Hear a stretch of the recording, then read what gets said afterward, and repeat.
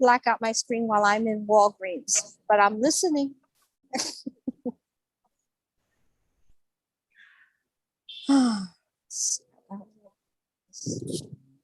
Hello. Jeremy, could you mute me?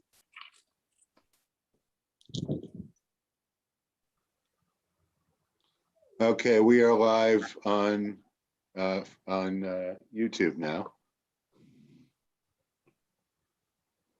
Jeremy, I believe Maureen is here. Or a Maureen is here. This is Teresa. Hi, everyone. Oh, Teresa. Hi. Okay, you're gonna have to change your name. Hold Will you on. take care of that, Natasha? Yep. Thank you. Hi, Natasha. Hi, nice to see the face, the voice. I know, right? It's always good to put the face, the name with the face, right? Yes. Teresa, what's your last name? Manuel, Manuel. Hold on. M-A-N? Manuel. Good afternoon. Hi, Maria. Hey, how are you? Hello. Hi. Oh, Hi. sorry. I'm in a public place. Okay. So I have 6 o'clock. I am going to start the webinar, so you will see Sure. hopefully attendees. And that's a new feature of Zoom, so enjoy that. And we'll see the attendees starting to populate as well.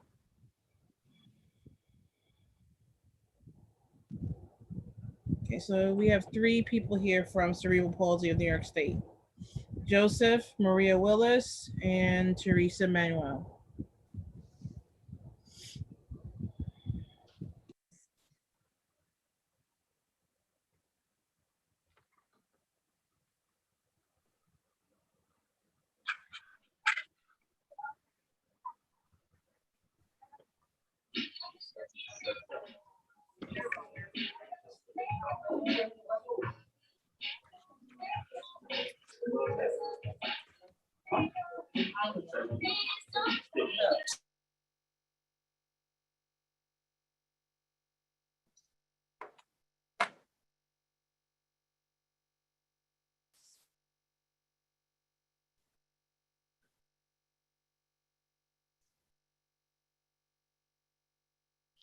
Jeremy, so we ready now? We can start anytime you want. You want to start now or give it a couple of minutes for people to continue to join? Whenever you wish. Okay. Participants. It's filling up. And whenever you're ready, just ask Natasha just to call the roll.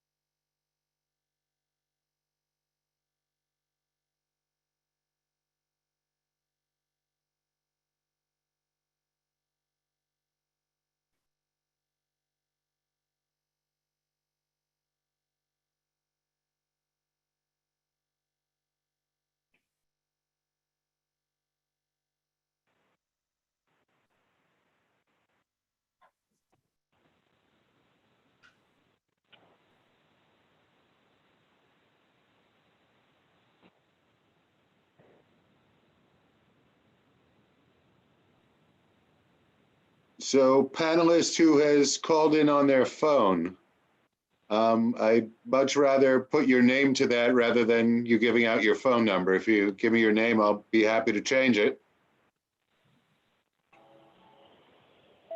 Sure. Sandra Alfonso. Sandra. That's Your correct. last name again? Alfonso. ALF. ONZO or SO? Zio. ZO. Okay, Mm-hmm. there we go. Thank you. You're welcome. I hate that it gives out phone numbers. Thank you.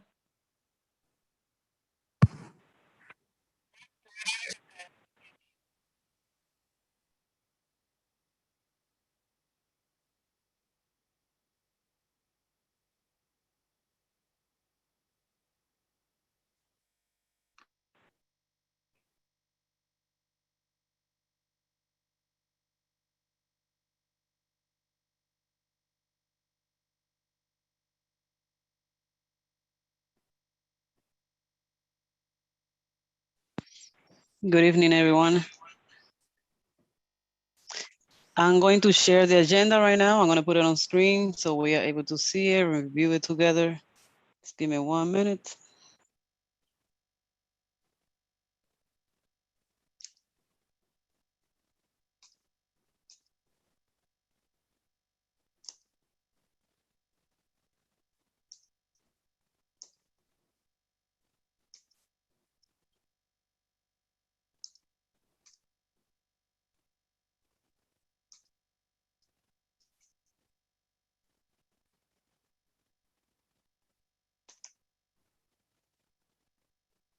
Here we go.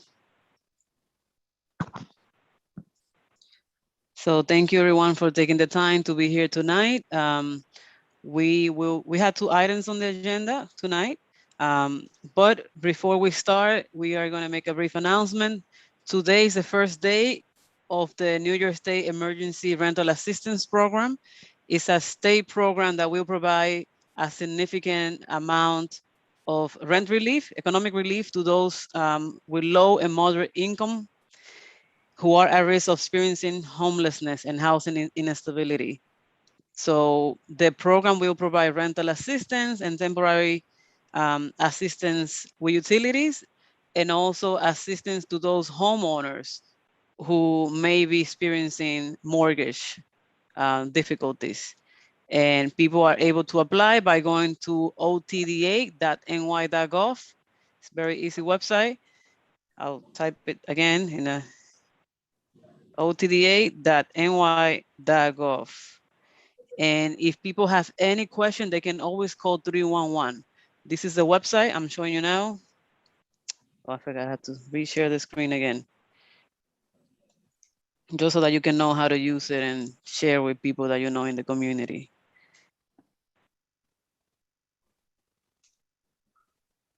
I'm myself learning how to use Zoom. Just bear with me. Here we go. So this is the website, otda.ny.gov. When you go there, click learn more, and you'll explain all the eligibility requirements. And it's very easy to apply. You can apply if you are a tenant, and you can apply if you are a homeowner. All right. So back to the agenda for today. We have a presentation. We had 2 presentations today. Give me 1 second.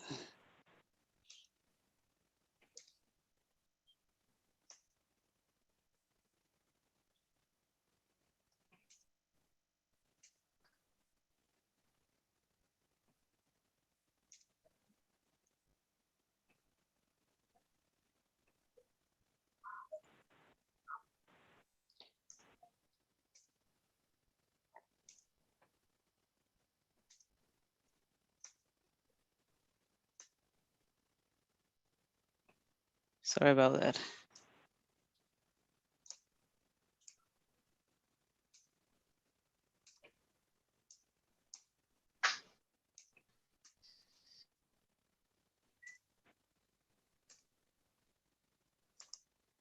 Okay, here we go. So our first presentation today will be from, I believe, Joseph Pancari, right? Yep. Thank you, Joseph, for being here Thank today. you. And Joseph is from the Cerebral Palsy Association of New York State. And they'll be talking about the ACS boarding home located at 100 Ocean Parkway. So welcome, Joseph, and Thank you. glad to Hennessy's, hear you. Yes. Natasha needs to call roll before we Yes, start. I completely forgot. Let's go roll first. So we're Go ahead. gonna mute everybody right now. Board members, when Natasha calls your name, please unmute yourself, acknowledge your name, and then mute yourself again. Natasha, remember you are muted, and take it away. Okay, I'll be calling on the housing committee members. If there's board members here tonight who are not on the committee but are present in this meeting, your attendance will be marked. Cesar Zuniga. Genesis Aquino. Genesis, please unmute yourself. I am here, present. Thank you. Antoinette Martinez. Here. Thank you. Nicholas Azadian. Present. Thank you. Joan Body. Joan, unmute yourself.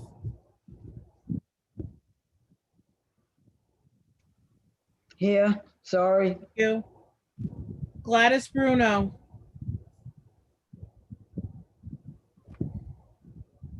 Gladys Bruno. Julixa Campasano. Julixa. John Fontillis.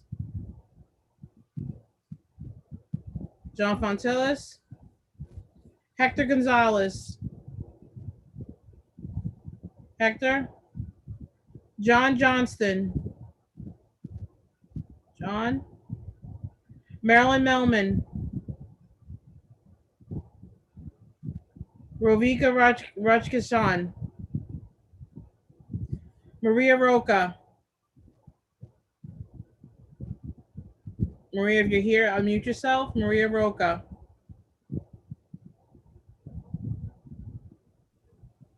Natasha, I see her here. She may have stepped away. I also note Hector Gonzalez is here. He may be having that problem with unmuting. Okay. John Santori. Present. Thank you. Elise Shook. Present. Thank you. That's all the housing committee members, Jeremy and Hennessy's. Thank you. Committee member, board members, we will note your attendance and we will announce you at some point during the meeting. Hennessy's, take it away.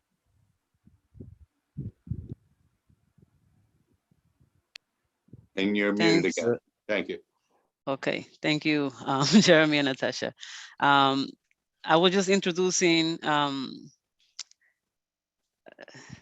forgot his last Joe. name. Joe, yeah, Pancari. Joseph, yeah, from the Cerebral Palsy Association of New York. He's going to present to us about the ACS boarding home located at 100 Ocean Parkway. It's on the other side of the community board district. Well, Thanks, thank you all. Thank you all for having us. Myself, Miss Maria Willis, and Teresa Hi. Manuel. We work for Cerebral Palsy Association in New York State, currently doing business as Constructive Partnerships Unlimited. We changed our name a couple of years ago, but we still have a legal name. CP has been delivering services since 1946 here in the city to people, families really with cerebral palsy and other developmental disabilities. In 1983, we began serving people in apartment 6N at 100 Ocean Parkway. For people back then it was called OMRDD, the Office of Mental Retardation and Developmental Disabilities. That's a mouthful. Currently, it's called under the Governor's Office of OPWDD, Office of Persons with Developmental Disabilities. Unfortunately, because of COVID, we had over 21 people pass away in a very short period of time, and that created some vacancies and ability to move some people around, unfortunately, here in the city. And we've owned this apartment since 1988, and we would like to. We've approached ACS, and ACS has worked with us to bring children in the foster care world who have IDD, who have intellectual disabilities. Very familiar with the people, very similar to the people that we currently serve and have served for many, many years. But these are families in need, and while they're working at their family issues, we provide a good home to 6 children in the apartment. It's a 3-bedroom apartment with 2 bathrooms, with staffing 24 hours, 7 days a week, with both management and clinical staff to support the children as needed. That includes nursing, OT, PT, speech, whatever the children need, until they're able to be reunited back with their families. the Office of Children and Family Services will come out to inspect and will certify our apartment just as OPWDD has certified the apartment for these 38 years since we've been there. All of our children, all of our staff will go through background checks as we've always done, criminal background checks, and these are good people who've been with us for many, many years, these staff. Some of them will be new because, again, now that they're children, they'll have a different emphasis. But we're looking to just reuse the apartment from an OPWDD apartment to now ACS. Pretty much everything will stay the same. We'll have the same management staff and same clinical staff involved. And, believe that we could help support these children, many who live in Brooklyn, but other boroughs here in the city as well, while their families are working through issues until they can be reunited with the families. The children mainly are between 8 and 12. They may be a little bit older, maybe a little bit younger, depending on the family issues and who ACS is presenting to us. But all of them have IDD, intellectual disabilities, autism, CP, the traditional services that we provided for since 1946.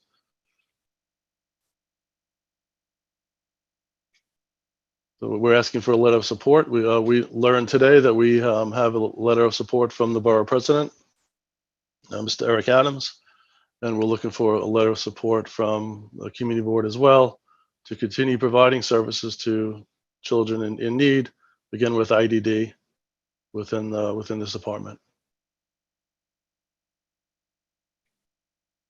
Is there any questions?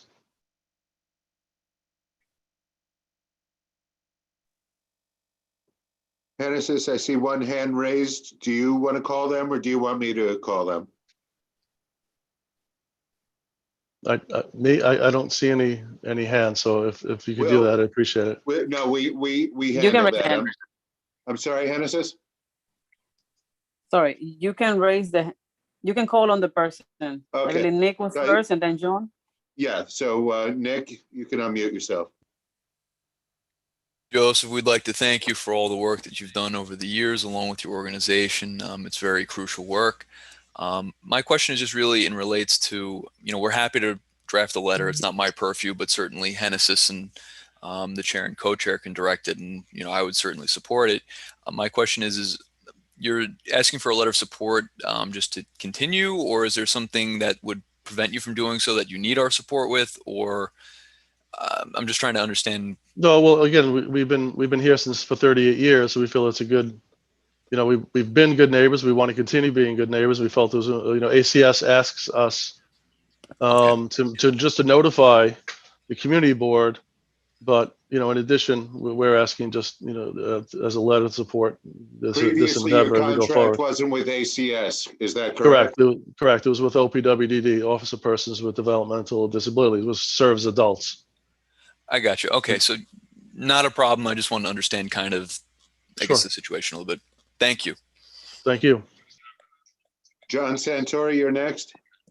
Hi, sir. Thank you for being here. Can you provide to the board any evaluations of the services you have provided? I know you were saying that your services are evaluated and examined closely, but is that put together in some sort of an assessment of how effective the services are and have been that is publicly available?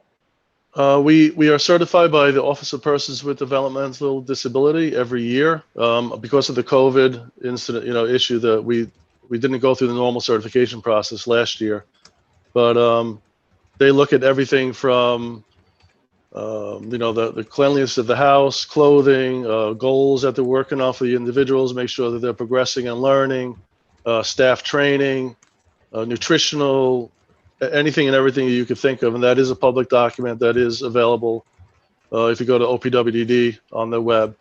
We've always done very well. As a matter of fact, out of the 150 sites we provide services to across the city, almost 80% are citation free, and those with citations are very, very minimal. We're certainly proud of what we do and the results of what we get. Unfortunately, because of this is our first endeavor with ACS, as I said, ACS has looked at the apartment with us to make sure it's suitable for the children that they're referring to us. But we do not have a track record yet with them. Although again, the services will be the same and the population will be the same except for the age. Okay, and you said that if we go to the OPWDD website, all of these Yes. evaluations It's a public are document. That's right. okay. Okay, thank you very much. No problem at all. Any other hands? Last call. I have a question. Hi. Hi, Joseph. Not sure if you mentioned it. What is the current capacity right now? There were always 4 adults in there. They were all men, gentlemen who lived there. And there's 3 bedrooms and 2 bathrooms in the apartment. Got it. Because the Thanks. children are smaller and you know, let's say we're able to put 2 children in each bedroom. Let's go, Cosmosis Jones. I'm sorry? This is.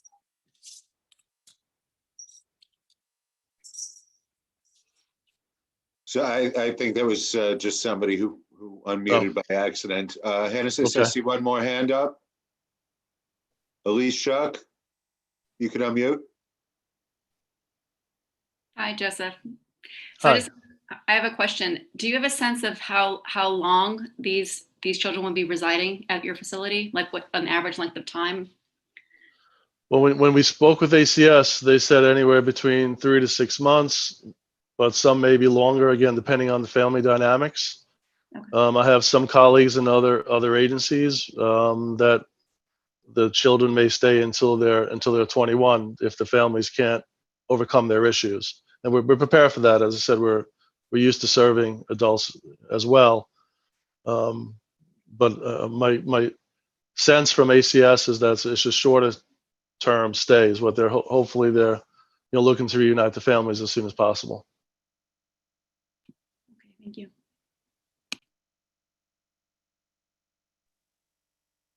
Antoinette Martinez. I know you mentioned this before, but just for clarity, okay. you're transitioning from servicing adults to children? Correct. We have served children in the past in some of our homes with 24-hour nursing, but we've never served them in a small apartment like this within ACS. And right now they're in a very large facility within ACS World here in Manhattan, and ACS feels that a smaller environment will be more helpful for the children, and, provide them with better family-like atmosphere.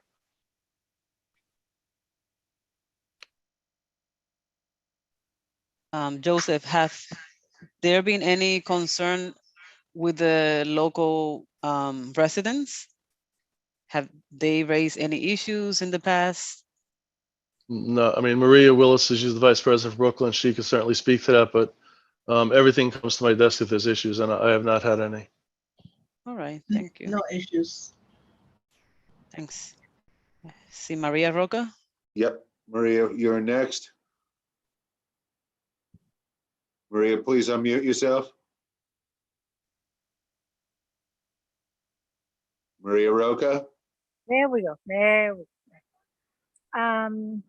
Apologies for having to keep my mask on. I'm in a public place. So I may have missed this, but will at any time will there be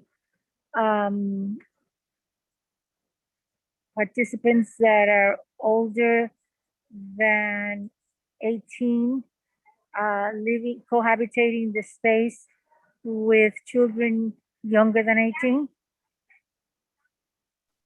I believe ACS serves up to 21. Obviously, all the children that we're looking for, we're trying to keep the age the same because it would be inappropriate to have people at 21 with 12-year-olds.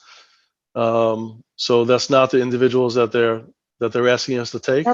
Okay, so yeah. you rely on ACS to choose the residents in this space.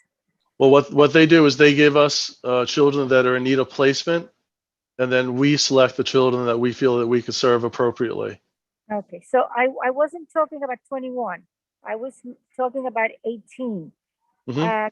In any other of your facilities, are there children who are older than 18 sharing space with children younger than 18? No, Okay, thank you. that's okay.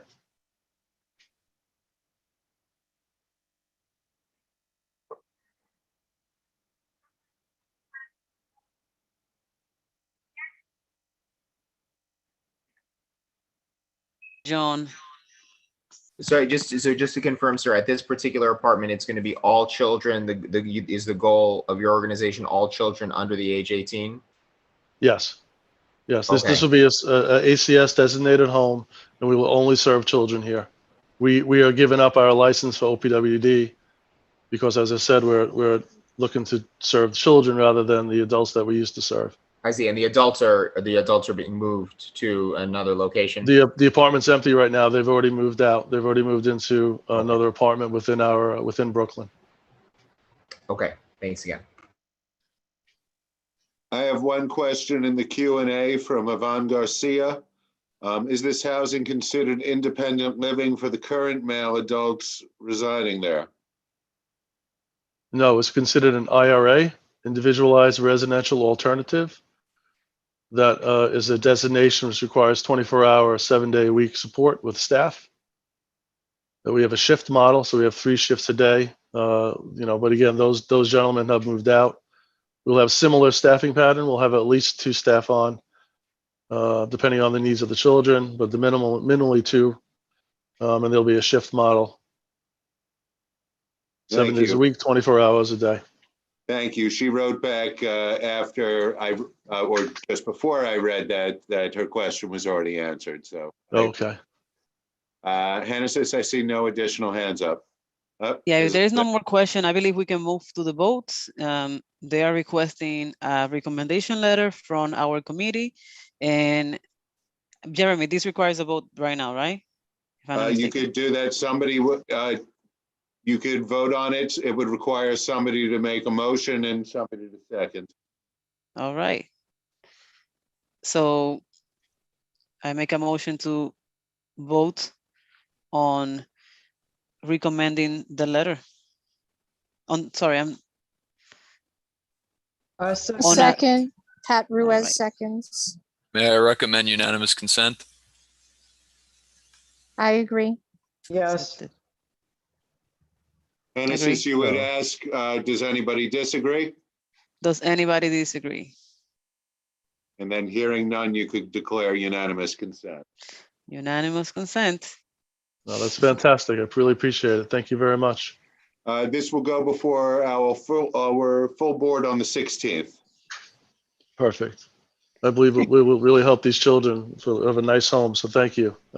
We've been good neighbors and plan to continue to be good neighbors. Thank you. Thank you. Thank you for your support. All right. Thanks, everyone. So, thank you. All right. We're going to leave the meeting, okay? You're welcome to do that, yes. Okay. All right, thank you. Thank you. Bye-bye now. Take care. Bye. Bye.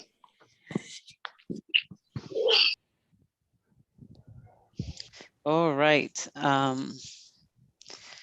So let's move to the next part of the agenda. We are going to have updates from Fifth Avenue Committee. We're going to have different staff from Fifth Avenue Committee.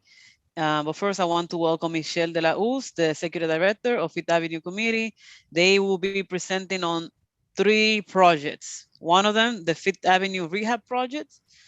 That's housing development. Also presenting about the Sunset Park Library and affordable housing development on 51st Street and 4th Avenue.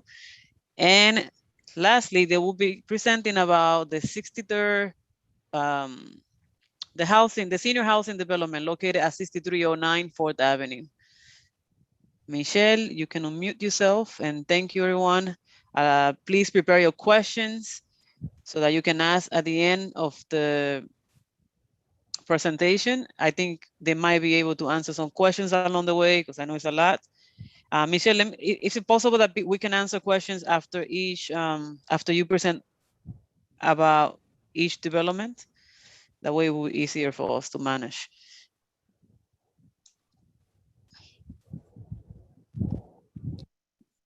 Michelle?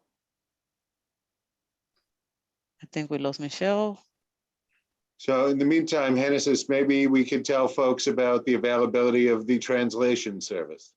Oh, yes. So this meeting, Fifth Avenue Committee is offering Spanish translation. So if there's anyone here that needs translation, you can go on the bar and there is an option for, you can click interpretation. If you don't see it, you can click where it says more. There's 3 dots and it says more, and then look for interpretation. Once you click there, you can choose Spanish.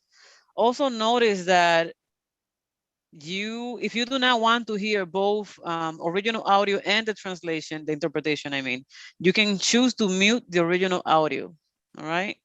Translation will be provided in Spanish. So if you are an English speaker, you may not need that option.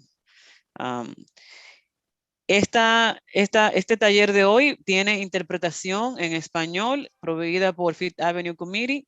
Si necesitan interpretación en español, por favor, marcar el botón que tiene una bolita del mundo y buscar la opción interpretación.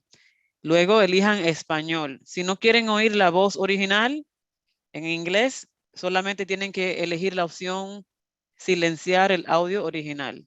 Si tienen alguna pregunta, por favor, levanten la mano y les responderemos.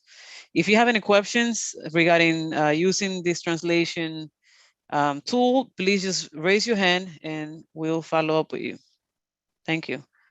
Fifth Avenue Committee, the floor is So yours. I don't see Michelle I in the do not meeting see. right now. I think there's somebody else presenting. This is Courtney Horwitz. I was actually going to present on the first item, 50th Street. So maybe I can just dive into that, and I'm sure Michelle will be joining us momentarily. Does that make sense? That makes sense. Okay, great. And I have a slideshow. Is it okay? I could make you a co-host and you could share your screen. Great. You're now a co-host and you can share your screen. Great.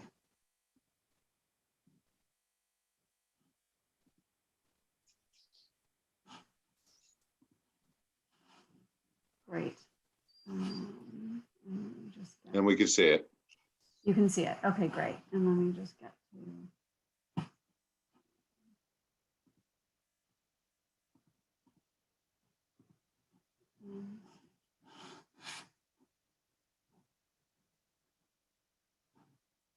Okay. All right. So my name's Courtney Horwitz, and I work with the Fifth Avenue Committee with Michelle. Just got to the slideshow view. Sorry, just 1 minute here. There we go. Specifically on the project that we're going to speak about first, which is 50th Street.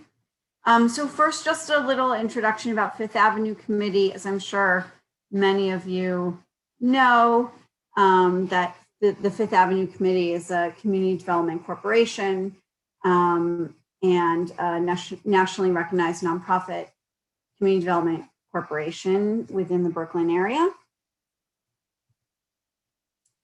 And what I wanted to talk about with you today is a great project that the Fifth Avenue. Excuse me, Courtney, give me one second.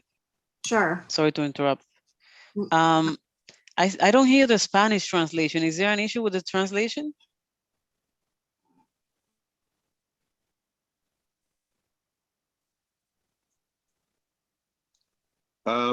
So let's try that again.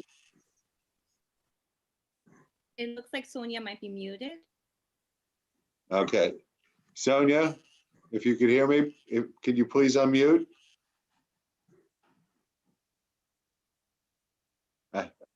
I could hear you now. Should I go ahead? Sorry, I lost my audio.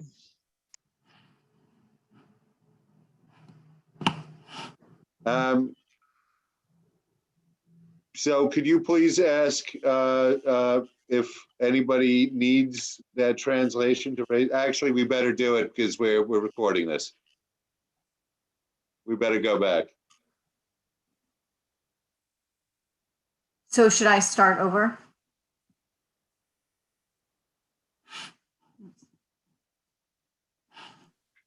Yeah, I think that's best because translation was not going on when you started. And Okay. if possible, please, what is your position at Fifth Avenue Committee? Sure. So I actually, I have a company called Strata Ventures LLC. It's a small women-owned business in Brooklyn. And I've been hired by the Fifth Avenue Committee to manage the pre-development process for this project, the 50th Street. I have a long history of working with the Fifth Avenue Committee, and I'm helping them on a number of projects. One of them is the one that I'm here to talk about today. Thanks. So to begin, just a short introduction. As I'm sure many of you know, the Fifth Avenue Committee is a community development corporation located in Brooklyn.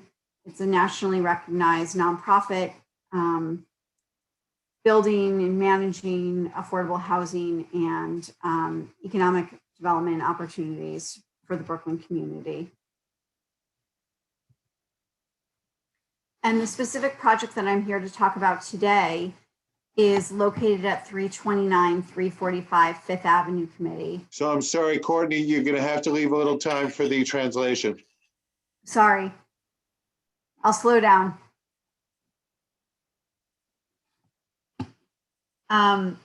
This is a property that is owned by the Fifth Avenue Committee since 1996. It's comprised of 48 units, including 8 one-bedrooms, 21 two-bedrooms, 12 three-bedrooms, and 7 four-bedrooms. And there are 24 homeless set-aside units within the property right now. So I'm sorry, we're not getting all the translation in. Courtney, I'm going to ask you to set your interpretation to Spanish so you could hear both the English and the Spanish, so you could hear the translation. Okay, I'm not sure how to do that. Okay, so at the bottom of the screen, if you drag your cursor to the bottom, you should see the menu or the bar pop up, and there should be one that says translation, the next to last one.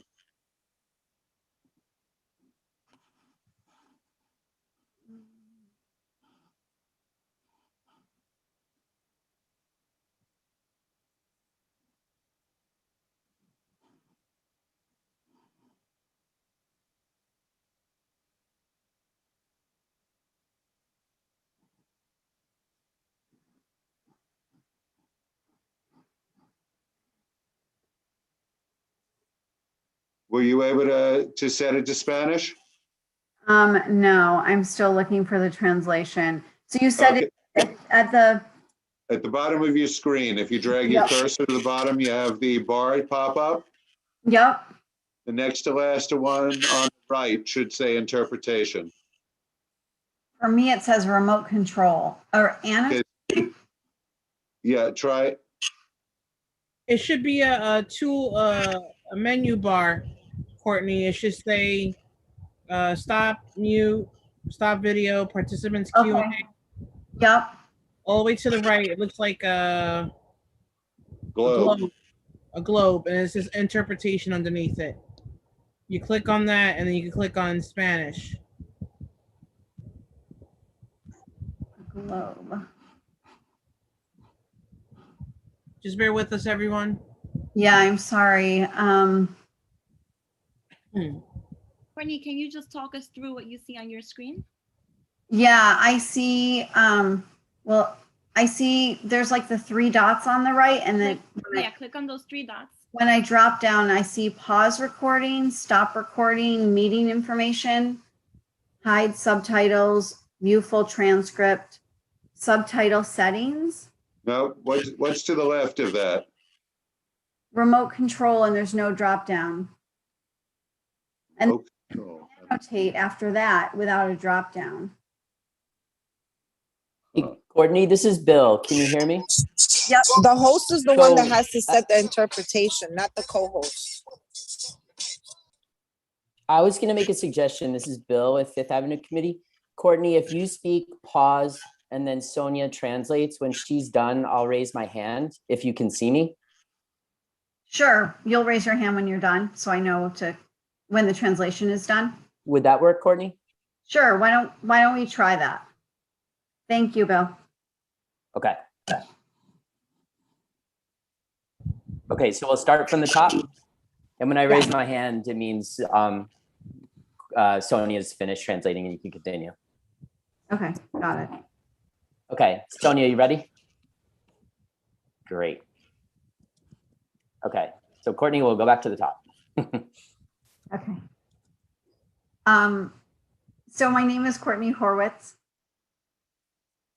I work for a company called Strata Ventures, a small women-owned business in Brooklyn. And I work with the Fifth Avenue Committee, managing a number of their development projects.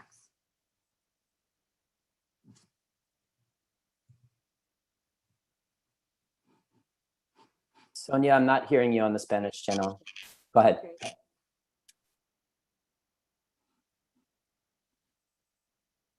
I continue?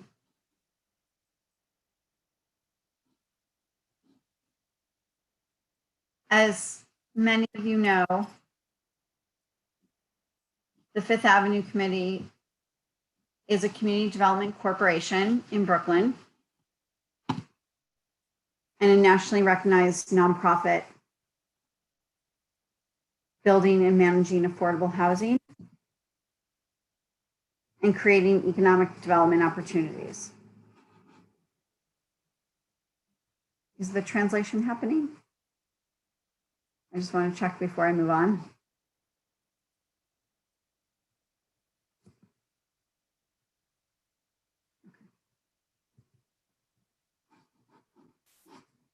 I'm here today to speak about a project located at 329, 345, 50th Street. It's a property owned by the Fifth Avenue Committee since 1996.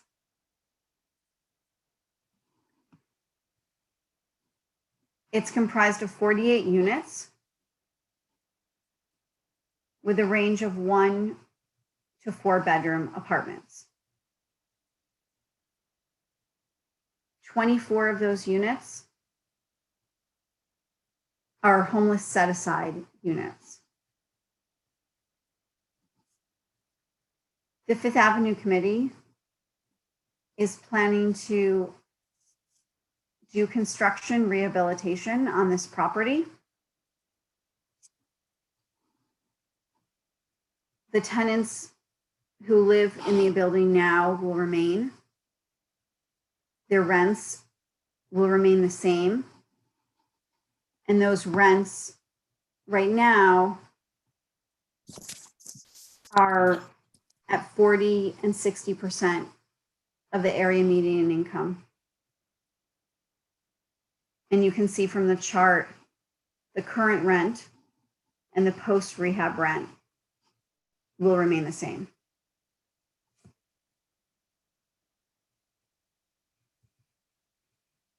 Go ahead, Sonia.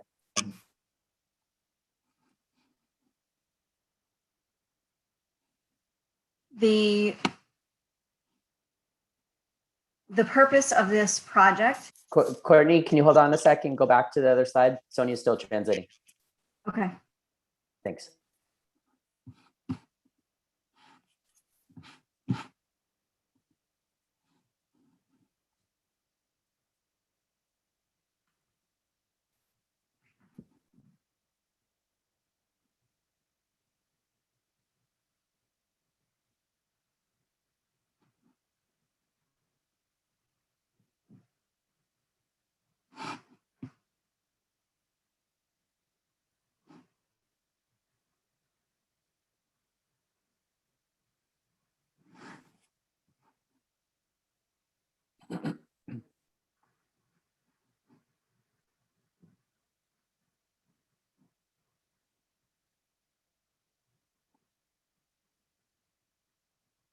Okay. Courtney, I think you can go next slide. The purpose of this project is to extend the useful life of this building.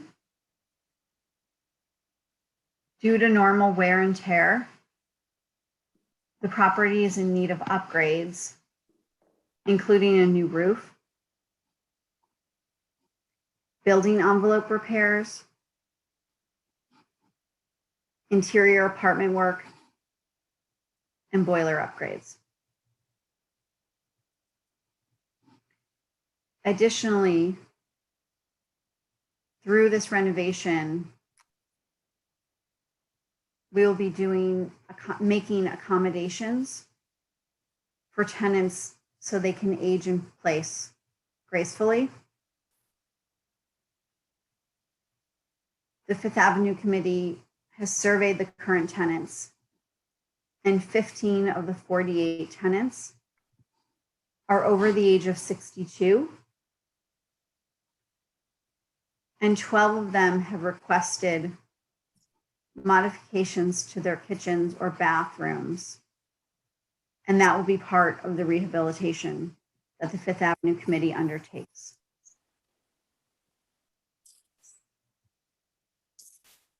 Bill, I'll pause there in case. Okay, Sonia, go ahead.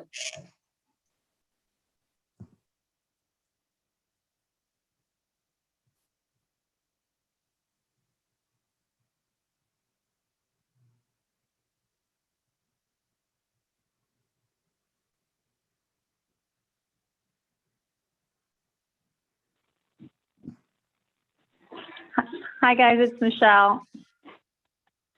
Can you hear me? Yes. Michelle, we dove into 50th Street.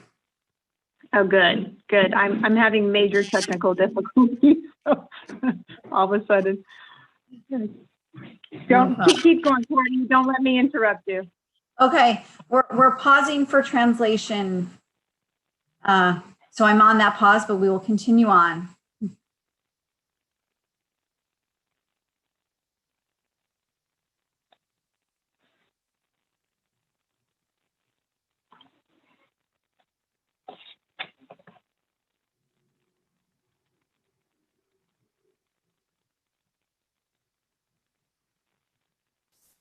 Okay, Courtney. Great. The property will participate in the New York State Energy Research and Development Authority, a specific program that they have to obtain grant funds to make the building more energy efficient. We're estimating to save approximately 26% in utility costs across the building as a whole for both the common areas and the tenants. Another objective of the rehabilitation process is to install broadband at no cost to the tenants throughout the building. In light of everything that's come up with the COVID situation, we want to make sure that all the tenants have the technology that they need to stay wired and go to school and work from home.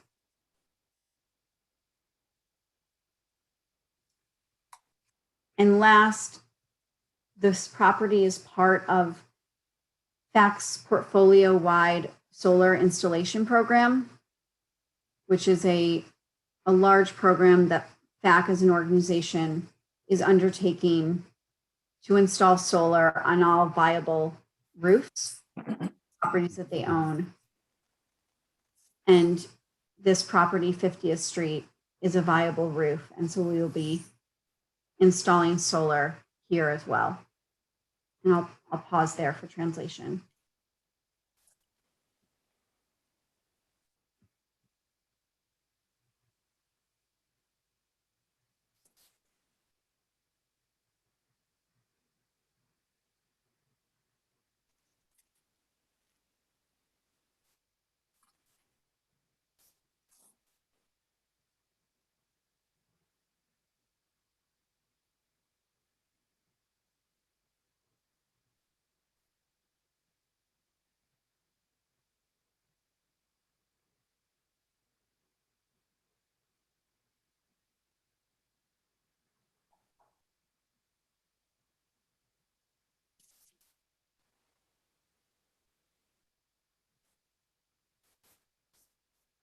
Okay, Courtney.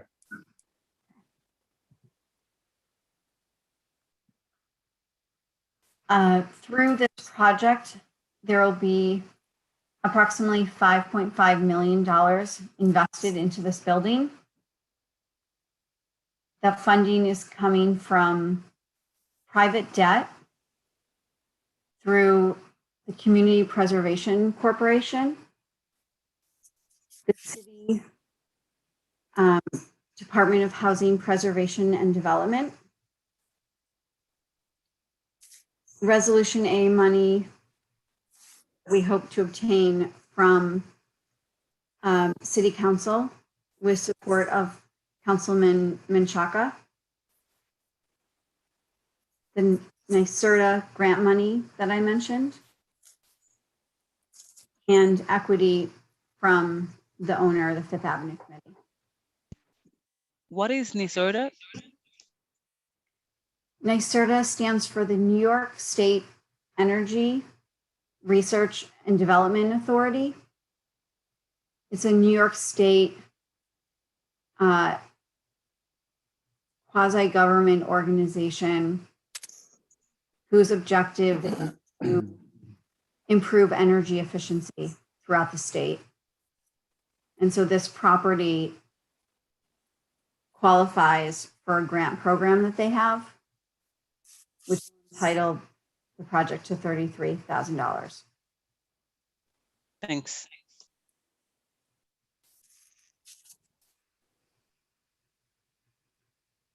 Bill, I'll pause until you.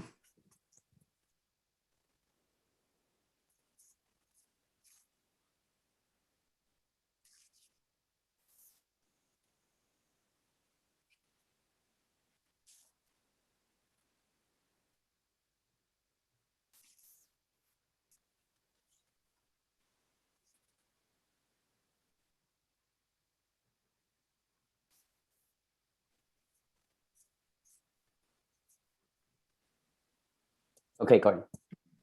Great. So we have asked Councilman Menchaca for his support for two things to make this project viable. The first is the extension of a real estate tax abatement. There's currently a real estate tax abatement on this property because it supports affordable housing. And we are asking for a 40-year extension on that abatement. And that will allow the property to maximize the amount of private debt to do the rehab. And secondly, to support an application that has already been submitted for $500,000 of Resolution A capital funds.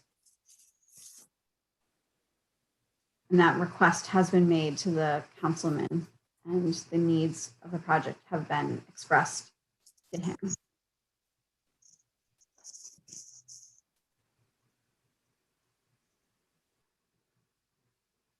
I'll pause there.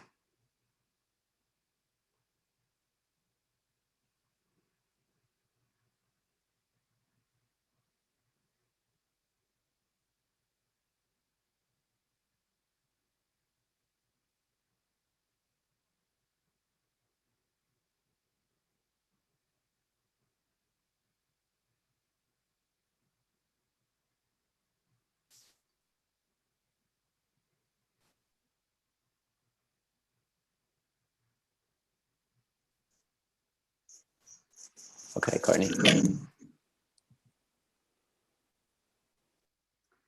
I wanted to take a moment to summarize the benefits to the residents of this project. First, we will be doing apartment renovations. The tenants will be obtaining new doors, new kitchens, new bathrooms, new paint, to name a few of the upgrades that will be done to their apartments. There will be lower energy costs as the tenants pay for electricity within their units, and the energy saving work that we'll be doing, the capital work, will flow through and impact the monthly electric bills for the residents.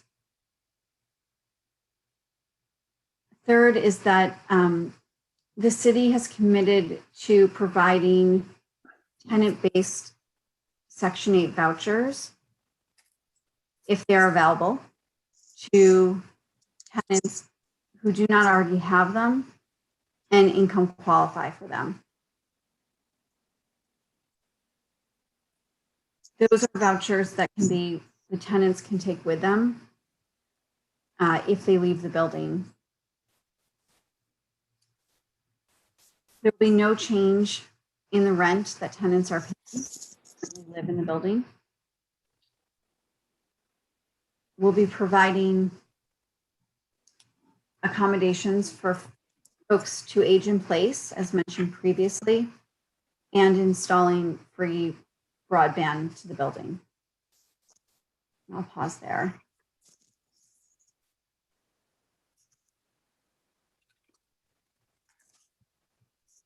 Will you repeat what were some of the accommodations? The aging in place accommodations? Yes.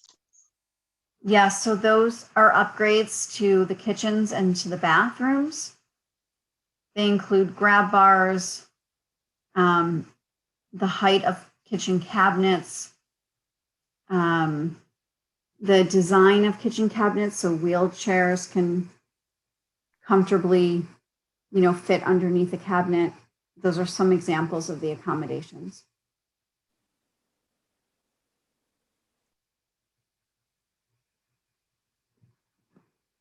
Thanks. Thank you. Sure.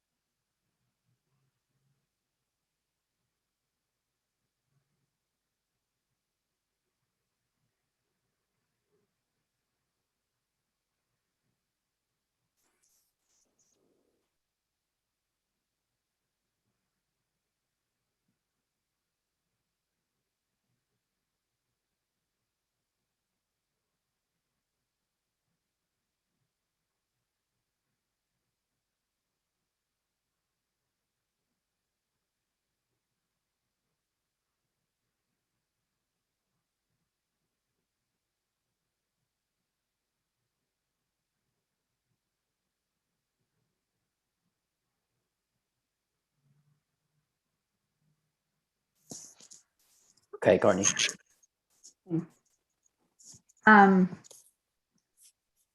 Tenants will likely need to temporarily move during this process, as we are doing in unit renovations. We will be engaging a relocation specialist to help manage that process. And the tenants will either move within the building, as there are currently 5 vacancies, or to nearby FAC-owned buildings during the renovation process. And FAC, as they always do, will communicate with the tenants through every step of this process. Sorry, I lost connection for a little bit. Is Fifth Avenue Committee providing relocation to the people who need to move out while you are doing renovation? Yes.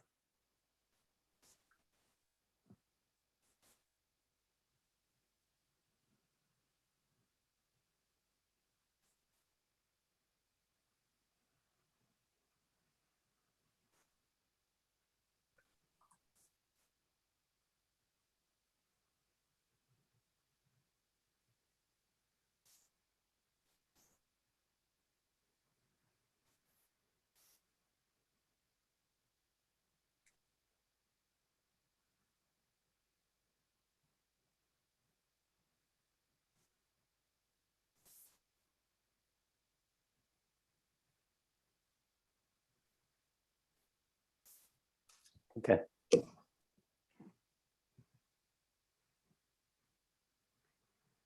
And last is a timeline of major kind of milestones of the project. The things to note here is that the project will be expected to be going to City Council for a hearing later this month for the Article 11 real estate tax abatement. And we are planning to close on the construction loan this coming August of 2021.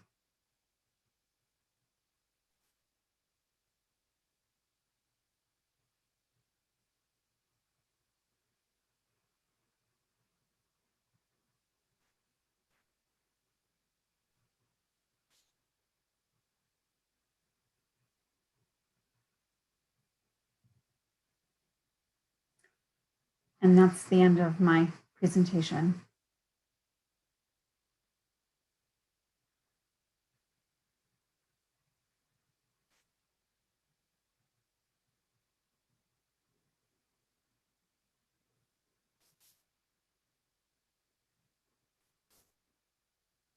Okay, Courtney, I think we're concluded.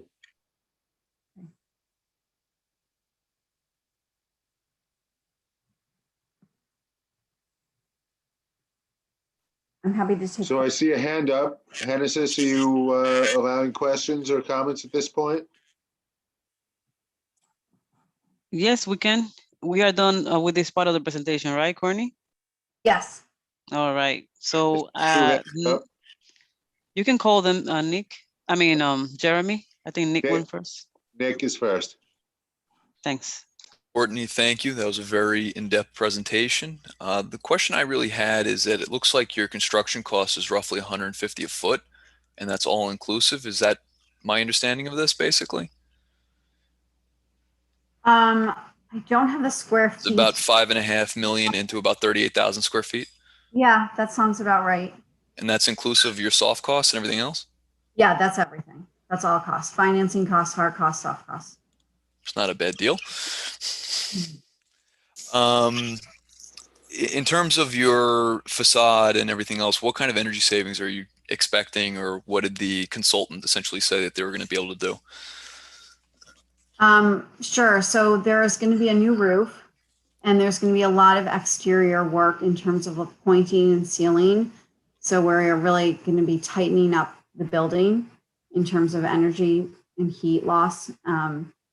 And then there are a lot of interior energy efficiency upgrades in terms of toilets and sinks and faucets, installing low flow, as well as upgrades to the boiler. Specific to the boiler and then therefore the water heaters, the boiler I'm assuming was already natural gas, and are we replacing just the burner, or is this being converted to a condensing boiler? It's not being converted to a condensing boiler. We are, 1 minute to, let me just stop. I'll have one more question and then I'll yield. Yeah, no, that's fine. I just, Nick, can you say what a condensing boiler is? A traditional boiler basically just takes in natural gas, burns it, and heats up water. However, a large percentage of the flue gases contain energy which could be recaptured. A condensing boiler is much more efficient. It operates at lower temperatures and recaptures more of the energy that you would normally just exhaust to atmosphere. So you get pretty much more energy out of the fuel you're burning. But it still burns natural gas? Yes. Okay. yes. So the property actually, there's 2 buildings and there's 2 different heating. There are 2 different boilers right now. And interestingly enough, one is gas and one is oil. And so the plan is to convert so that they're both running on gas with new, more efficient boiler systems. I gotcha. And then did you guys also look at possibly downsizing your domestic hot water production? Because if you're switching to low flow fixtures, you've probably cut your demand. Yeah. So we are sizing that, and we have like our MEP engineer and our energy consultants looking at ensuring that that's the right size and we don't have oversized systems. Okay. Thank you. Yeah. We're working with just one more follow-up. We're working with a firm called Levy Partners, who are the energy consultants on this project, and are really well-versed in, assessing the building and making Your sure. MEP engineer is probably the person who's actually doing it. The energy consultant's usually the one that makes it look pretty. I have John Santori next. Jeremy, did you want a translation of the question? Yeah, that's probably a good idea. Thank you for reminding me. Should I wait for a translation?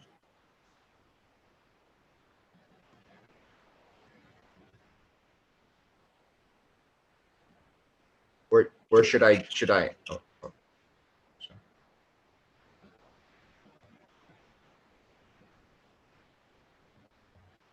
Jeremy, did you want Sonia to continue? Unless she's finished, I personally don't understand. So Sonia, go ahead. Go ahead and finish, and then I think we'll move on to the next question.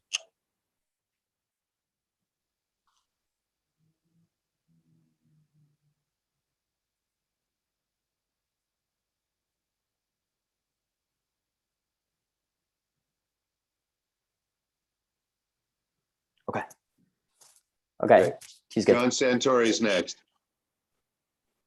Yes, Nick knows everything about rehabbing buildings, and I know nothing, but that's never stopped me before from asking a question. So my question is, was it ever possible, or did you discuss electrifying the heating and the cooling systems in the building using electric heating and cooling technology to cut out the greenhouse gas emissions associated with the property?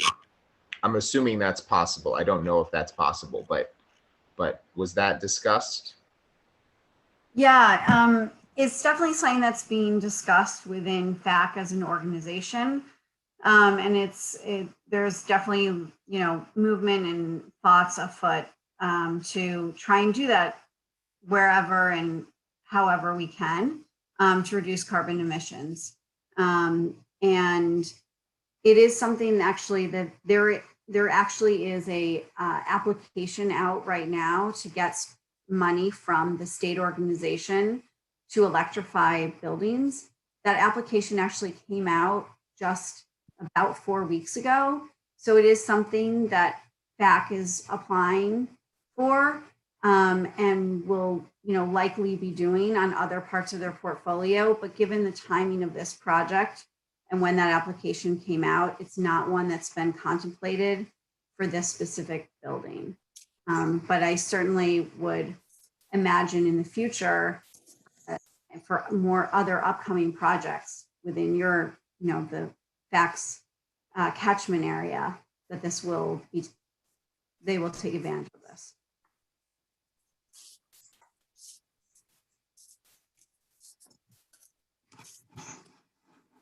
Okay, thank you. So we had a request that the translator just joins us and rather than be a separate room, because there seems to be a communication problem between English and Spanish.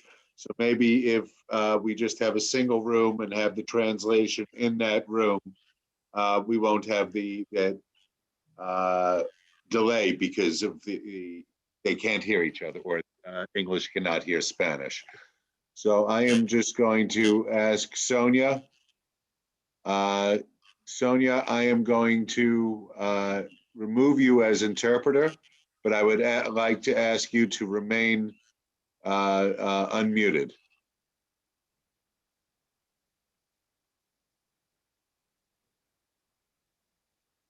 Jeremy, do we have to continue with interpretation if there is no one on the attendees list that need interpretation? Is that a necessity?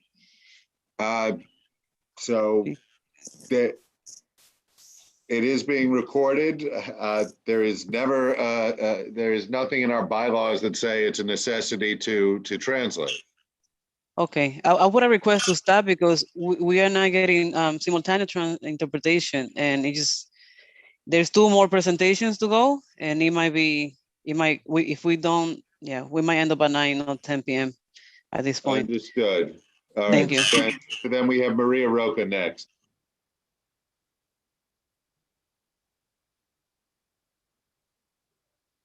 Maria, you have to unmute yourself. No, I'm sorry. Somebody else was asking me a question here. I was okay. So there is going to be a solar array installation on the roof, correct?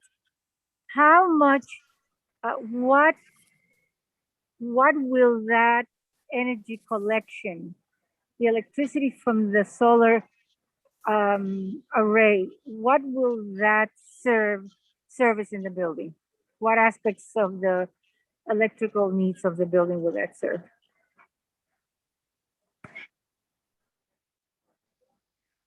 Michelle, do you want to take this one since it's part of the larger solar initiative? Hello?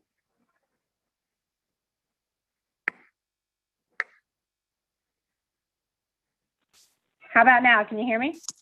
I can hear you. Okay, great. So primarily the common areas, Maria. So the solar array is large, but it's not sufficient to cover the full electrical load for the entire property, both common areas and tenants. But it's a community shared solar approach.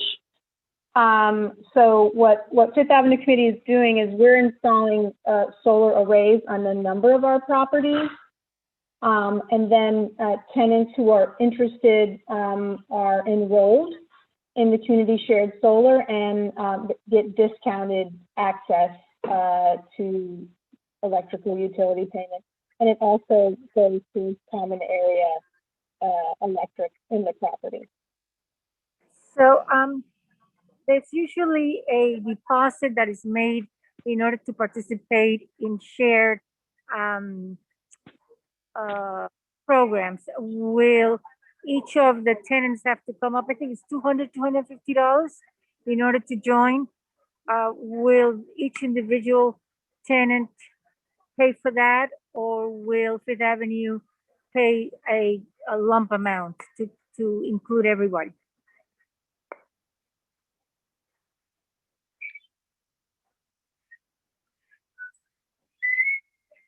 Yeah, there's no cost to be part of community shared solar in this case. I see. Thank you. I have Elise Shook next. Hi. I just have 2 questions.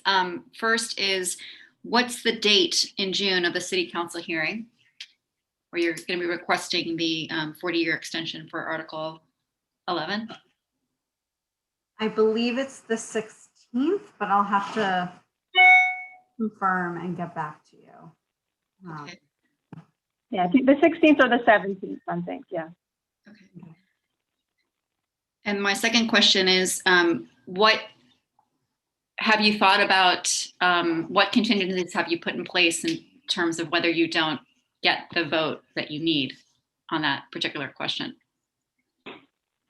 The project can't move forward without the tax abatement. This is a 100% affordable project. And I know of no situation where a 100% affordable project hasn't received a tax abatement. Okay. So I guess my follow-up question to that would be, how likely do you think it will be that you'll get approval on that June 16th or June 17th date? Very likely. Okay, thanks. And just 2 more things to add to that is, it is an extension of an existing abatement. There is an abatement on the property already. So it's not something new that we're asking for. We're just asking to extend it for the term of the new mortgage that'll be put on the property. And secondly, that we did, Michelle and I have already met with Councilman Menchaca, who seemed, very receptive to the project and to support of the tax abatement. Okay, thanks.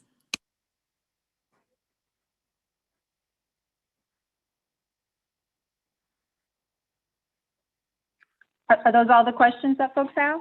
I am Maria Roca again. Okay. Okay. Had one, I forgot one very short question. Other than the approvals by city council and CPC and all those relationships, does this development require any intervention from state government? Like DHCR? State agency? No, I mean, well, the state, the NYSERDA is a state agency, as as Courtney said, it's a, Right. The New York State Energy and Research Development, and NYSERDA is, no, I was thinking more along the, any fiscal, financial, or issues, anything that affect the no, there's no fiscal state funding. Yeah, there's no state financing as part of the project besides the NYSERDA piece that Courtney talked about. I mean, it is a regulated project, right? So all the apartments are rent regulated.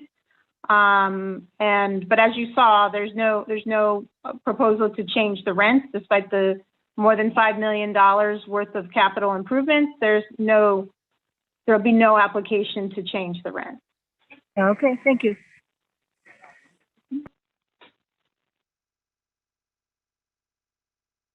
I have no additional hands up.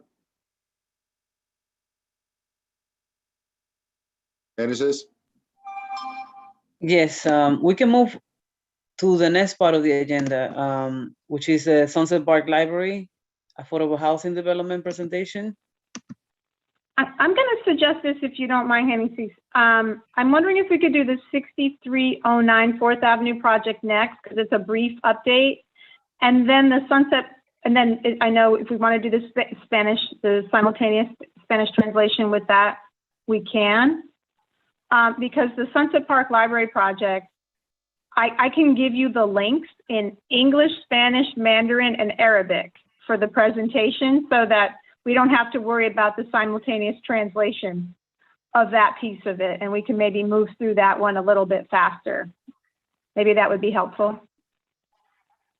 All right, so we are doing the 6309 4th Avenue, and you are saying that we should do the, we are using interpretation for this one, all right? Exactly. Okay, So I'm here to first off, support interpretation too, if necessary. Thanks, Hennessy. So first, I just want to say I'm sorry. Like, I'm having massive technical issues tonight. I'm on like 2 devices. Internet crash, cell phone is not even working properly. Anyway, so our 6309, and thank you, Courtney, for that presentation. It's great working with Courtney from Strata. I'm going to ask Bill Yates, our Director of Housing Development, who's overseeing our 6309 4th Avenue project, which is an 84-unit affordable senior project on 4th Avenue and 63rd Street, to give the brief update. Sure. And before I begin, Michelle, should Sonia go back on the interpretation channel and we try that one more time? I think, I'm not sure. Jeremy, what's your suggestion? I think that would be fine as long as William can hear her. This way, they know when each other stop. Sure. The way it works is I'm supposed to just keep talking and Sonia would translate as I'm speaking. And if you're listening on the Spanish channel, you will only hear Sonia in Spanish. It will override my voice. So simultaneous translation. Exactly. Okay. So All Sonia, does that work for you? I'm going to keep it brief and basic, but I'll just go into it and you just start to translate as I go. Okay. So I'm going to try to listen in Spanish just in case. Michelle, will that screw me up or? Yes. That will screw you up. I suggest you just speak. Okay, so I'm just gonna speak. All right, so no presentation to show. Michelle, thank you for the introduction. I'm Bill Yates, I'm Fifth Avenue Committee's Director of Housing Development. And my role is primarily taking projects from the time that they close through construction, oversee it during the lease up process and get them to the point where they can convert to their permanent financing. And so 6309 4th Avenue, as Michelle mentioned, it's 83 affordable senior units, and they're affordable at the 50% AMI level. All of the units have project-based Section 8, and the one additional unit is a supers unit. We closed on financing for this project in November of 2019 and broke ground shortly thereafter. We encountered some early delays with asbestos remediation and are doing our best to try and catch up some of that lost time. Currently, we're at the point where the foundation, asbestos remediation has taken place. The excavation for the building's foundation has been done, and the contractor is in the process of beginning to pour the foundation. And one other thing I should note with the project, there are 2 townhomes on 63rd Street adjacent to this property, which are also going to have a total of 8 of those affordable units within those 2 townhomes. And those are being restored by the contractor and retrofitted for accessibility as part of this project. And finally, just to backtrack a little more, the project does include 14,000 square feet of UPK space, which is going to be utilized by the Department of Education. And that will be on the basement and the first floors of the completed building. We're looking at October of 2022 for completion. And I think I'll pause there and see if anyone has any questions.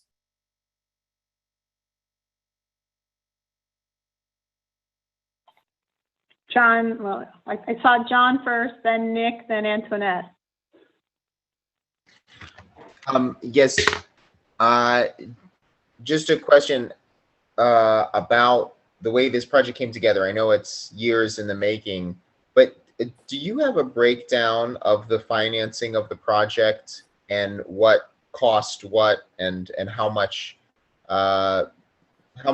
everything costs? Sure. I'm going to yes. cheat a little, but the sources, and thanks for reminding me, I forgot to mention this earlier. This is a 9% HCR low-income housing tax credit project. Sources during construction are $8 million construction loan from JP Morgan Chase. We've got about 17 million in financing from New York City, both a Sarah loan and a Reservoir loan. A $4 million installment of low-income housing tax credit equity. And those are the major sources of the financing. Total development costs are 60 million. Of that, roughly 5 million in acquisition, roughly 40 million in hard costs, and then the balance soft costs. I should note, because this is a Section 8 project, it does pay prevailing wages to all the construction workers on the project, hence some of the high kind of, per square foot costs that this project has. And just to answer that question up front, it's roughly $500 a square foot in hard cost. Okay, thank you. Sorry, not to belabor this. Do you have that? The reason I'm asking, this is the first time I've been able to ask about this as a housing committee member. Does FAC have a fact sheet that lays that out that we could look at on the committee and in the community? Yeah, we have project description. We can share a project description with the housing committee as follow-up. Okay, thank you. Sure. I think Nick is next. I had an easy one. This was the project that got hit with the gas shutdown that had to get converted, if I remember correctly. Yes, that was the library project. Yeah. In terms of the National Grid gas moratorium? Yeah. Yeah, indeed it did. And as a result, this won't have gas-powered boilers. It's electric. Right, but where I was getting with that was that somewhat influenced, I would imagine, your dollar per square foot numbers. Yeah, I kind of defer to Jay on this one, but I think it well could. And I guess what I was trying to say is, based on, I guess, John's earlier question as applied to the previous project, I'm assuming part of the reason why it did not go full electrification is due to the cost that it would take to overhaul that prior building. And so it was probably much easier to remove the diesel or the number 6 fuel oil boiler and switch to natural gas, which usually is a cost savings on top of environmental benefit, which there's usually a number of incentives from various utilities to do so. Yeah, and so, you know, you're right on board as you always are, Nick. The electrification does cost more in this case because if we were still in design phase and it's not an existing building, as you pointed out, it's something we could do. I should mention the cost of installation is slightly higher. The cost of operation, though, as you probably know, for the electric stoves and for electric dryers, we have washer dryers in every floor in our senior housing to make it easier for people to be able to do their laundry and to socialize. It's with community rooms. But those costs are much higher, 30 to 50% higher right now. The hope is as renewables become a higher percentage of the market, those costs will come down. So again, it's a slight increase on installation costs, construction costs, but larger increase on operating costs, particularly on electric stoves as compared to gas stove and electric dryers as compared to gas dryers. My last question is then, are you also slating to install solar on this particular building, or does that get factored into, I guess, your financing costs? Are you trying to finance that fully, or what's kind of the idea there? Yeah, there's a portion of a portion of the sources for the project are a purchase of solar ITCs, tax credits by the investor that's purchasing the low-income housing tax credits. I don't recall the amount offhand, but it's a relatively low, absolute dollar amount compared to the rest of the project. And then the last question I had was, what is the size of the array that you're planning on putting on for this building, and then also for the prior building as well, in terms of kW output? I was afraid you were going to ask me that. And if you wouldn't mind if we followed up after this call, I do have, part of the reason is we had to switch gears on the solar post-closing, and I want to get you the right number. Got it. Thank you. Sure. I think Antoinette's up next. This is just a logistical question, Michelle. We're just hoping if Courtney could share the slides that were presented on the rehab project. You can't. I can't hear you. Can other people hear Antoinette? No. Will you mind getting closer to the mic? I could hear her. She requested if folks could receive copies of Courtney's presentation. Sure. So can people hear me? I can hear you a little. Hard. All right. But go ahead. I can let folks know. Okay, thank you so much. And then also, I know that you'll be sending around the project description slides. Could you also, I'm not sure if there's any more materials or any more project slides on the senior housing project. That way we can circulate with the entire board later this month.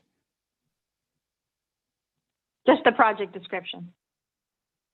But are there any slides or just a little bit more information that we could share with folks? What we have, we can look to see what we have, because we did present the project to the community board years ago, so we can look to what we sent before. Okay, thank you. Yeah, if possible, any updated information about the total units, the cost breakdown, and any other detail.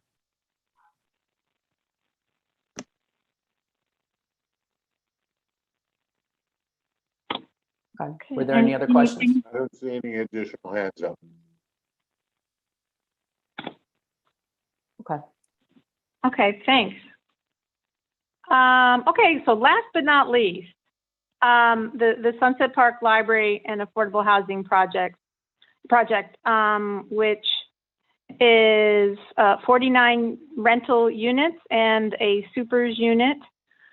And of course, a new about 20,000 square foot public library in the basement, first and second floors.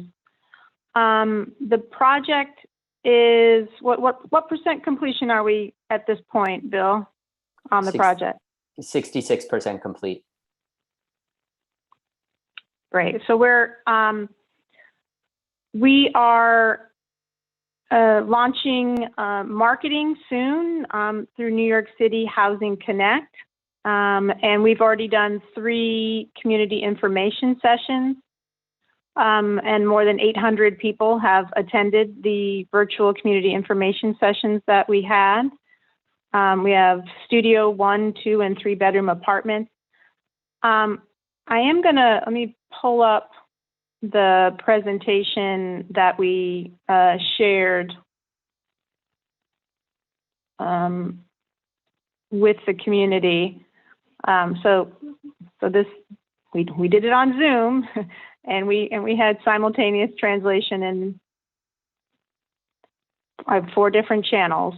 And by the way, I'll send you the links. The presentation was about an hour and a half each for each presentation, and all the links and information and this particular presentation is on FACT's website. You all actually helped get the word out about the community information session, so thank you to the community board for doing that. We appreciate that. And I think most folks know that, you know, FAC is a nonprofit organization and that we've been around for 43 years, and building and managing affordable housing is one of the things that we do. We also, through our program, serve over 5,500 low and moderate income people a year. You all know that affordable housing is a tremendous need in the neighborhood, and that there's been no new development of affordable housing in the community for over 10 years. Obviously, a significant percent of residents in the neighborhood are severely rent burdened, and rents have gone up considerably in the community board. So this is the first of its kind, this project in the city of New York. We created a new model where we are building 100% affordable housing over a new and expanded public library. These are some of the features and amenities in the building. And these are the layouts. You can see that the apartment sizes are pretty generous. 460 square feet for studios, 630 square feet for 1 bedrooms. Excuse me, 900 square feet for 2 bedrooms, and 1,080 square feet for 3 bedrooms. This part of the presentation really describes what is affordable housing. A lot of people kind of misunderstand what affordable housing is, and affordable housing is a term that really means not spending more than 33% of your income on rent and utilities. Area median income is a term that is used by government to describe not average income, but median, literally the middle. So in the New York metro area, which is the 5 boroughs of the city of New York plus outlying counties, the area median income in 2020 for a family of 3 was $102,400. So when you think about affordable housing, they're always talking about percent of area median income. So if a family is earning, or a household is earning 30% of area median income, that's on the left-hand side, what that looks like in terms of income for that household. And then you see 60% of AMI, 80%, and then above 100% of AMI. And you get a sense of what that looks like in terms of, you know, was it a 1-earner household, a 2-earner household, and what kind of employment those folks may have. Then this slide helps people understand what market rents are versus affordable rents for that particular area median income. this particular project has affordability levels from 30 to 80% of AMI, and that fact did that intentionally because basically in Sunset Park, the median income is 80% of AMI. So literally half the people in the neighborhood at this point earn more than 80% of area median income, and half the folks in the neighborhood earn less. And we really want it, and where the greatest need is for people that are earning less than 80% of area median income. And we wanted to make sure that folks at a range of incomes at the lower end of affordability would be able to access the apartments in this building. This is an example of an ad that will be going out to advertise the apartments. This isn't the final ad, this is just a sample. And then you can see what the income limits for this particular project are based on household size and based on apartment size. So it's deeply affordable, you know, starting at $15,000 a year in income. And then for families up to $118,000 a year for a 3-bedroom for upper limit AMI, 80%.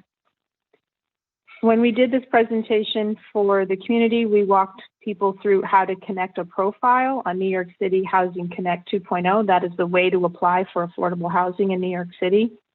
The city recently updated the website in July of 2020.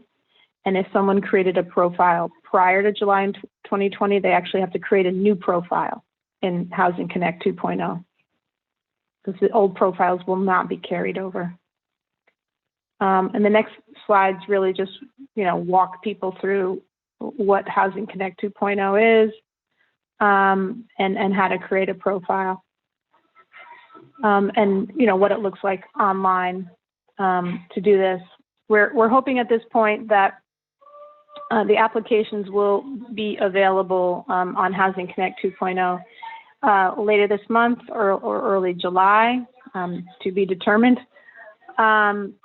And if people need assistance in applying and creating a profile, Fifth Avenue Committee staff is available. People can make appointments at our office at 621 DeGraw Street, and we'll be happy to help them create profiles. So that's broad brush kind of like update on the overall project. We do hope that people will start moving in this fall. And similar to the other project, it's another low-income housing tax credit project. So, you know, it's definitely an involved process to apply. I'll stop there and see what questions people may have. I think Internet first. Sure. Hi, just 2 questions. Do we know how long the application will be active for or will be available? 60 days. Okay. And will FAC be able to help provide paper applications to folks who might have trouble creating an online account? Yes, absolutely. People can request paper applications and we will mail them to them. And then they have to mail them in and it has to be post-dated with the, you know, with the date that's noted on the advertisement. Thank you. Sorry, next. Yes, Ms. Solis, do you can you say the development cost, the final development cost for this project, and also do you have another fact sheet breakdown of the development cost that you could share with the committee? Sure, we have a project description we can share. Bill, what's our total development cost for this project? 37 million is the total development cost on this one. And is that in line with the costs of the other project, or is there It's lower for 2 reasons. This project closed a little earlier, 1, but 2, this one is not prevailing wage. And accordingly, you know, the construction per square foot costs are definitely lower on this one for that reason. Sorry, and just the last thing is electrification versus non-electric. What's the status? where we started with gas. I had to look into electric, and luckily the moratorium was ended prior to us needing to make a final move on that, and so we're back to gas. We were already in construction when the moratorium was put in place. Okay, thank you. I'll let other people go. Thank you. I have Nick Azadian next. I only have an easy one this time. What would be your estimated NOI, assuming full occupancy and assuming full collections? And what is that number that you're expecting? Nick, can you define NOI for folks? Net operating income. Basically, it's income minus all expenses other than debt. Nick, I don't have the M&L in front of me, so I don't know. Yeah, I can call that out. Just bear with me one moment because I want to make sure I give you something that looks. The basis of the question correct. is really looking at the longer term aspect of preserving the housing, where ideally the housing is self-supporting. Now, I am sure you guys did your homework on this, but I think it would be very useful for folks to understand, roughly what kind of margin is needed to, prevent the housing from essentially degrading so that you can make the proper upgrades 20 years from now. So you could do something, similar to what you're doing in the first property, where you can either borrow against past equity or other things to make necessary upgrades. So to give folks sort of a snapshot, our forecast year one rental income is about $709,000. Expenses annually would be about $354,000, leaving 300 and I want to make sure this is right. Something looks a little off there. Sorry. Roughly though, Nick, NOI would be $354,000 annually. However, debt service on the permanent loan is about 300, leaving free cash flow of about 47,000 or so. And to your point, I think you're emphasizing that you want to make sure that the property is cash flowing sufficiently to kind of keep up with, beyond expected repairs and maintenance. Yeah. I think part of the case here is we do have a requirement to maximize the first mortgage, right? Because every dollar where we're not maximizing the first mortgage, HCR, HPD, or another subsidy lender has to come in and make that up. So that's the kind of push and pull, with that. I mean, either way, you're either saving equity or you're just piling on more debt, one way or the other. So it's kind of like a zero-sum game. I mean, obviously, more debt just means that it's usually more difficult to maintain things, but then you're just saving the equity, which you could use for other things later. The city and state don't allow us to have a larger cash flow because they want to see, as Bill mentioned, that we maximize the private debt to reduce their subsidy.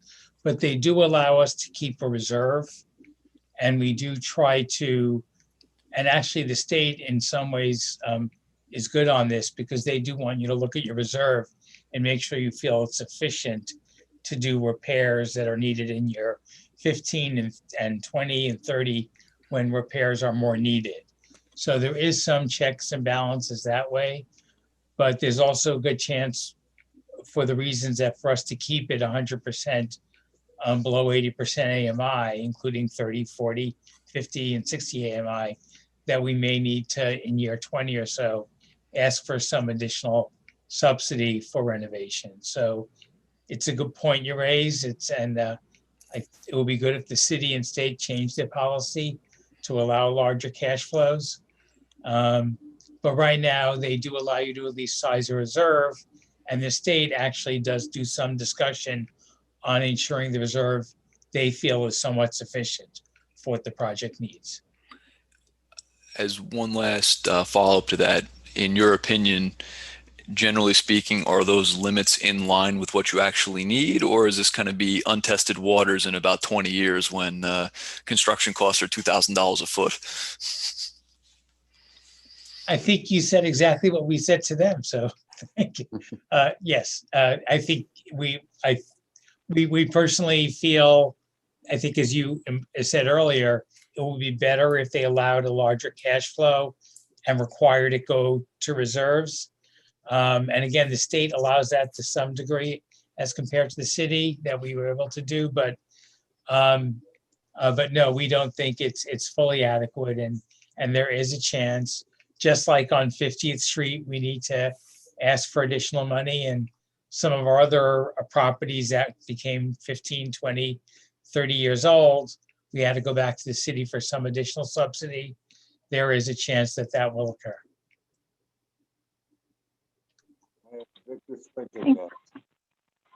Yeah.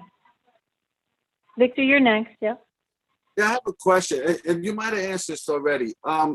Is electric, it's actually a two-part. The electric and gas, is that included in the rent? And is there any other costs like HOAs or anything else that's outside of the rent? Thank you. So first off, sure. No, thanks for the question. It's a rental apartment, so there's no HOA. Bill, I know you just looked up the issue about what's included and what's separate from rent. So I'll let you answer that question. You're on mute still.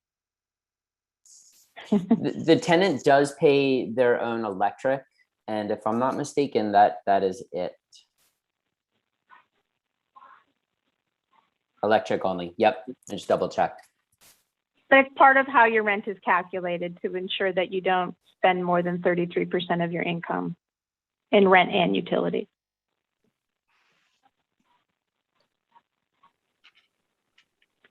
Yeah, there's tremendous demand, tremendous interest in the project. We know. We're excited for when the application actually opens and to see how many people apply. So as soon as we have the information about the application being open, we'll be sure to send that to the community board so you all can help get the word out. I know there was interest on the committee to help get the word out, and we really appreciate that. Thanks. Michelle, I have a question. Will residents be required to maintain the same income throughout their tenancy?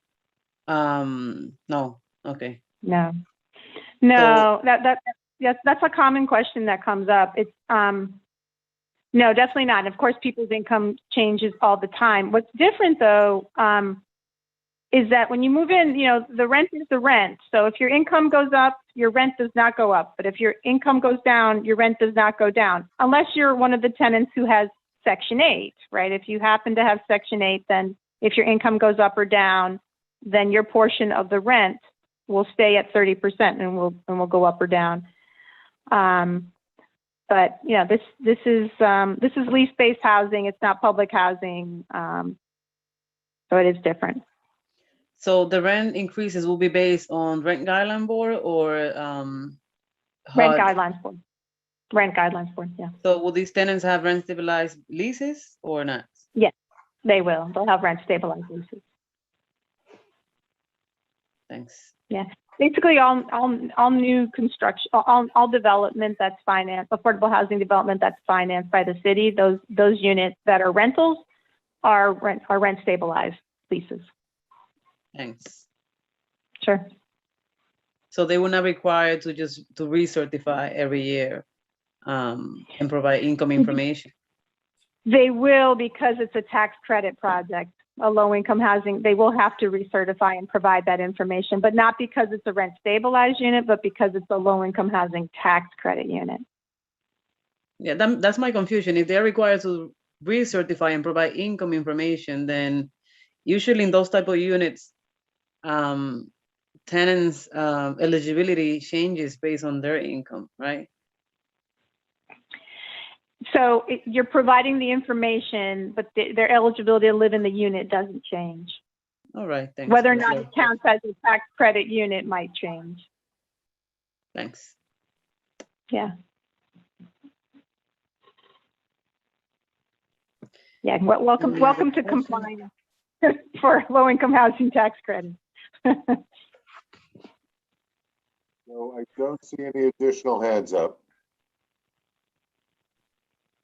All right, Michelle, will you be willing, or Fifth Avenue, be willing to host another training in Spanish only? Once the application is out, we absolutely will be doing another information session about the Sunset Park Library project, and it'll probably be in multiple languages. All right. I mean, we would love if we can do the presentation again in Spanish only and Chinese only. That's available on our website. That's available on our website. People can, we've offered it twice in multiple languages and 3 times in English, and you can literally click on the presentation on our YouTube channel. All right, thanks. We'll send the link, that way you have it. All right.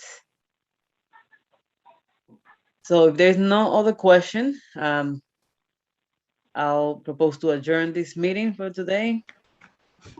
Hennessy's, I had a question, but it's not on the agenda. Am I allowed to ask that? I don't know if there's a new business.